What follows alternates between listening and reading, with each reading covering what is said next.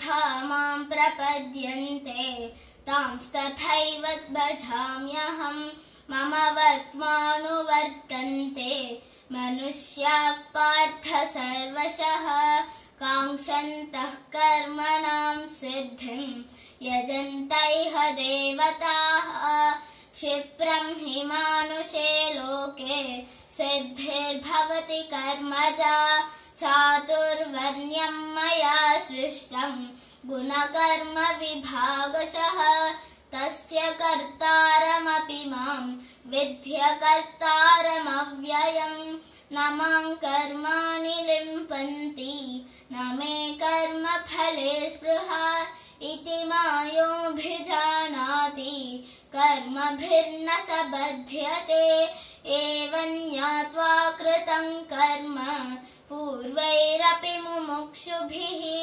कुरु कर्मैव तस्मात् त्वं पूर्वैः पूर्वतरं कृतं किं कर्म किमकर्मेति कवयोऽप्यत्र मोहिताः तत्ते कर्म प्रवक्ष्यामि यज्ञात्वा मोक्ष्यसे शुभात् कर्मणो ह्यपि बोधव्यं च विकर्मणः अकर्मणश्च बोधव्यं गहना कर्मणो गतिः कर्मण्यकर्म यः पश्येत् अकर्मणि च कर्म यः स बुद्धिमान् मनुष्येषु स युक्तः कृत्स्नकर्मकृत् यस्य सर्वे समारम्भाः कामसङ्कल्पवर्जिताः ज्ञानाग्निदग्धकर्माणं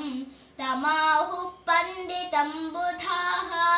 त्यक्त्वा कर्मफलासङ्गं नित्यतृप्तो निराश्रयः